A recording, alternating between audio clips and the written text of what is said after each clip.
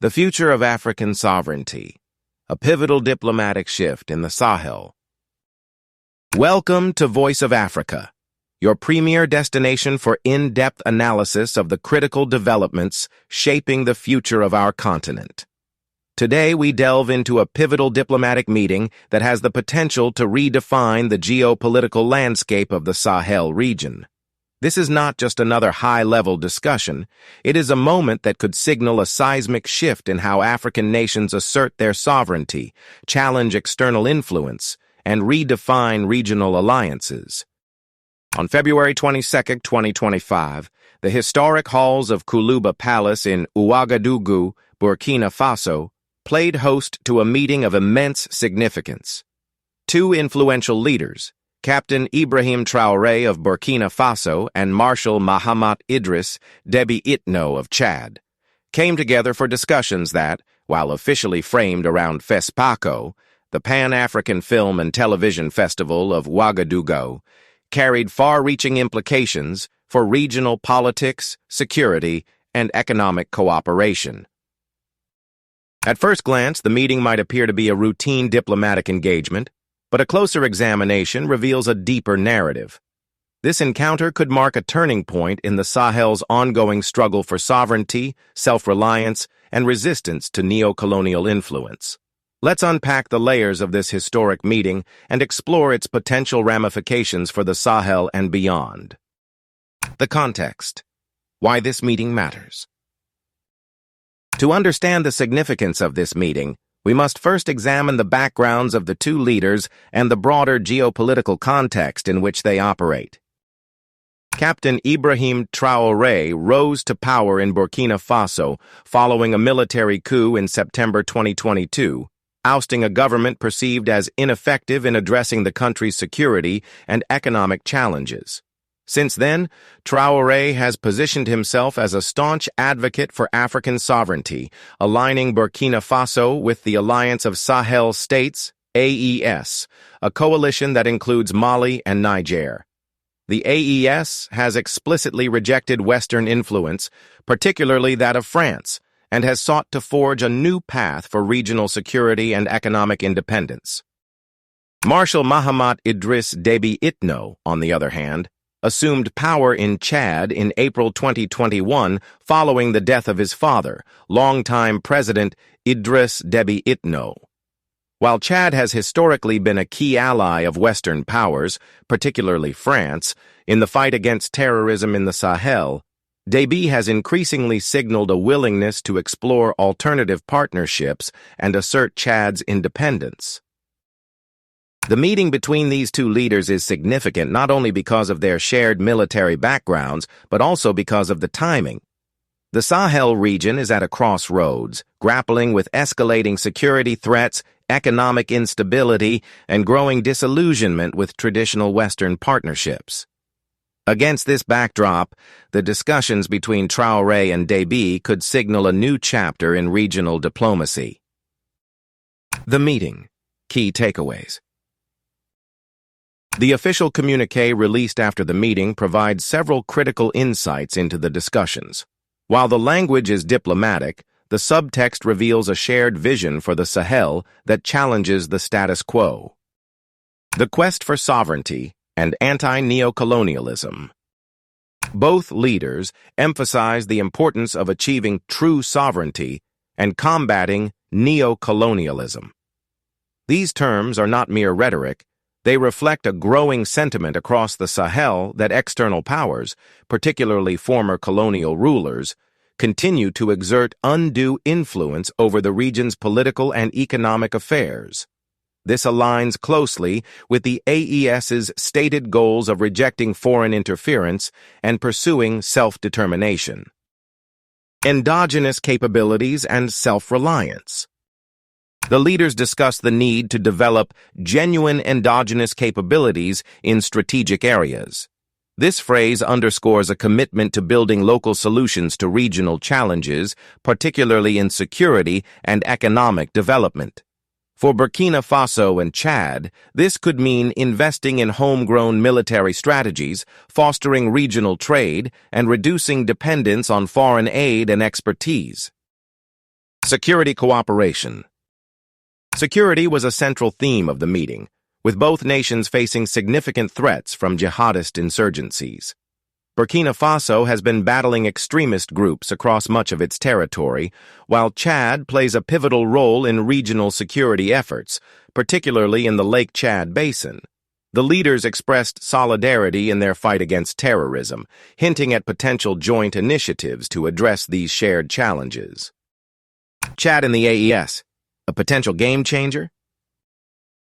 One of the most pressing questions arising from this meeting is whether Chad is considering aligning itself with the Alliance of Sahel States, AES.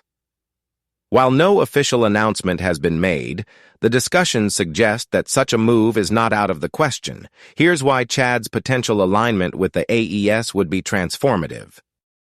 Strategic location.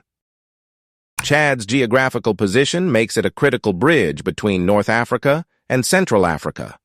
Its inclusion in the AES would create a contiguous bloc of nations united in their opposition to Western influence, stretching from the Atlantic coast to the heart of the continent. Military strength. Chad boasts one of the most experienced and capable militaries in the region, with a history of involvement in conflicts across the Sahel. Its addition to the AES would significantly bolster the alliance's military capabilities, enhancing its ability to address security threats independently. Diplomatic realignment. Chad has long been seen as a key Western ally in the region, particularly by France. A shift in its alignment would represent a major diplomatic realignment, signaling a broader rejection of traditional partnerships and a move toward greater regional solidarity. Implications for regional security and stability. The meeting also highlighted the complex security landscape of the Sahel. Both Burkina Faso and Chad face significant challenges from jihadist groups, and their discussions underscored the need for innovative approaches to counter terrorism. The emphasis on endogenous capabilities suggests a move away from reliance on Western military support and toward homegrown solutions. However, such a shift is not without risks. While the AES's push for self-reliance is commendable, it raises questions about the feasibility of addressing complex security threats without external support. Additionally, any realignment of Chad's alliances could have ripple effects across the region, potentially straining relations with Western powers and complicating existing security frameworks. Economic dimensions. Toward self-reliance. The leaders' focus on economic self-reliance is another critical aspect of the meeting. By emphasizing the development of endogenous capabilities, they signaled a commitment to reducing dependence on foreign aid and fostering regional trade. This could lead to the creation of new economic corridors across the Sahel, enhancing connectivity and promoting local industries. However, achieving economic self-reliance will require significant investment and coordination. Both nations face substantial economic challenges, including poverty, unemployment, and underdeveloped infrastructure. Overcoming these hurdles will be essential to realizing their vision of a more independent and prosperous Sahel. Cultural diplomacy, the role of FESPACO. It is worth noting that this meeting took place during FESPACO, Africa's premier film festival, with Chad as the guest country of honor. This cultural backdrop adds an important dimension to the discussions, suggesting a broader effort to build people-to-people connections beyond political and military cooperation. By leveraging cultural diplomacy, the leaders may be seeking to foster a sense of shared identity and solidarity among their citizens. What's next? Key developments to watch. As we look to the future, several developments will be critical in shaping the trajectory of this emerging partnership. Joint Cooperation Commission. The establishment of a Joint Cooperation Commission between Burkina Faso and Chad could provide a formal framework for collaboration on security, economic, and cultural initiatives. Captain Traoré's visit to Chad. Traoré's upcoming visit to Chad will be a key indicator of the depth of this partnership. Observers will be watching closely for any announcements regarding military or economic cooperation. Chad's diplomatic positioning.